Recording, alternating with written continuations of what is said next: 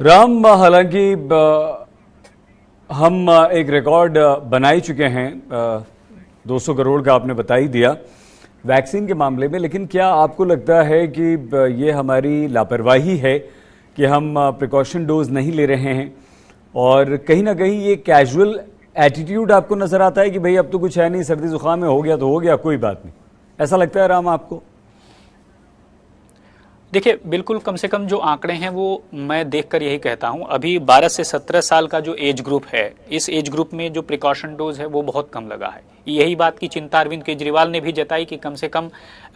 जो इस ग्रुप के एज ग्रुप हैं 12 से 17 से जो टीनेज हैं उनको कम से कम ये जरूर लगवाना चाहिए। और साथ ही साथ अब जिस तरह से स्कूल खुले हैं तो स्कूल कैंप वगैरह में भी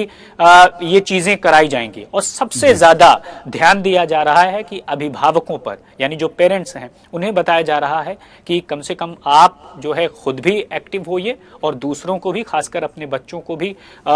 इस तरह की वैक्सीन लगाने के लिए प्रोत्साहित कीजिए। और यही वजह है कि दिल्ली सरकार का जो फैमिली वेलफेयर डिपार्टमेंट है उसने फ्री कोविड कैंप लगाना शुरू कर दिया है ताकि जो कोविड वैक्सीनेशन सेंटर में जो प्रिकॉशन डोज है वो मिल पाए। तो लापरवाही तो साफ दिखती है क्योंकि आंकड़े ये बताते हैं कि हम और आप न केवल अब अप्रोच में बहुत ज्यादा कैजुअल हो गए हैं बल्कि साफ तौर पर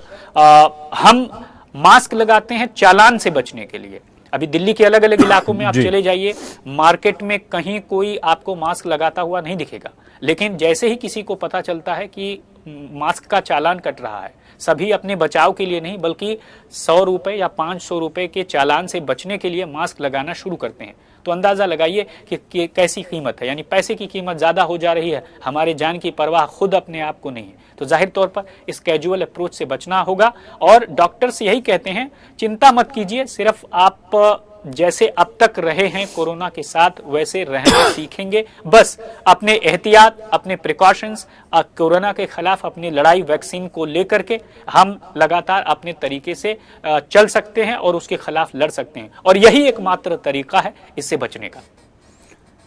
आपको लगता है राम कि अब समय आ गया है, जिस तेजी के साथ कोरोना बढ़ रहा है, कि एक बार फिर से सरकार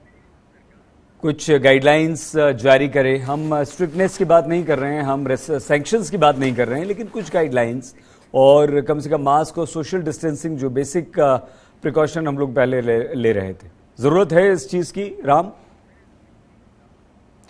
सईद, मुझे तो लगता है कि अभी सरकार इस मामले पर वेट एंड वॉच की स्थिति पे है, यानी वो देख रही है और स्थिति को समझने की कोशिश कर रही है। और साथ ही साथ जो वायरोलॉजिस्ट हैं, जो स्वास्थ्य मंत्रालय के अधिकारी हैं, वो लगातार इस पूरे मामले पर अपनी नजर बनाए हुए हैं और वो देख रहे हैं कि यह सिचुएशन आखिर हो रही है तो क्यों, और अचानक से कहीं इसमें कोई दूसरा वेरिएंट आकर इस स्थिति को और ज्यादा बड़ा और ज्यादा खतरनाक तो नहीं कर रहा है। मुझे लगता है कि शायद यही देखा जा रहा है और अभी पाबंदियां हटी हैं जरूर, लेकिन लोगों को यह कहा गया है कि एहतियातन खुद अपनी जिम्मेदारी समझें। तो ऐसे में मुझे लगता है कि सरकार खुद देख रही है कि स्थिति किस तरह से आगे बढ़ती है, उसके बाद ही कोई एक्शन या कोई दूसरी पाबंदियां और लगाने की बात या उसका कोई समय आता है। और अभी दिल्ली की मैं बात करूं तो दिल्ली में ऐसा नहीं कि आप बिना मास्क के घूम सकते हैं। मास्क अगर आप नहीं लगाते हैं तो जाहिर तौर पर आपका चालान कटता है। तो मुझे लगता है कि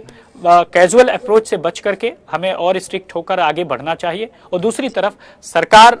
भी देख रही है और नजर बनाए हुए है ताकि स्वास्थ्य मंत्रालय के अधिकारी जैसा कहते हैं या डॉक्टर्स जैसा कहते हैं, इस चीज के जानकार और साइंटिस्ट कहते हैं, उसके बाद वो कुछ अगला स्टेप जो कि बहुत ज्यादा सीवियर या लोगों को पाबंदियों को लेकर के हो सकता है, यह आगे की तरफ बढ़कर सोचा जा सकता है। लेकिन मुझे लगता है कि चूंकि अभी जितने भी वेरिएंट आए उन सभी वेरिएंट में ज्यादा एक बात कॉमन रही कि बस सभी ट्रांसमिशेबल थे, यानी बहुत ज्यादा संक्रमित कर रहे थे। अगर मैं ऐसे को छोड़ दूं डेल्टा को, जहां पर ऑक्सीजन की बहुत कमी हुई थी, तो ऐसे में देखा जाए कि सिर्फ संक्रमित हो रहे हैं लोग, लेकिन आपको याद रखना होगा कि अगर संक्रमण होता है तो बहुत ज्यादा पोस्ट कोविड कॉम्प्लिकेशंस होते हैं बॉडी में। और अभी तक देखिए कितने हार्ट रिस्क केसेस और दूसरे तमाम बीमारियों से जुड़े केसेस अभी भी सामने आए हैं जिनको कोविड हो चुका है। तो ऐसे में मुझे लगता है कि सेफ्टी गियर्स ही, बचाव ही एकमात्र तरीका है जिसके जरिए हम बच सकते हैं।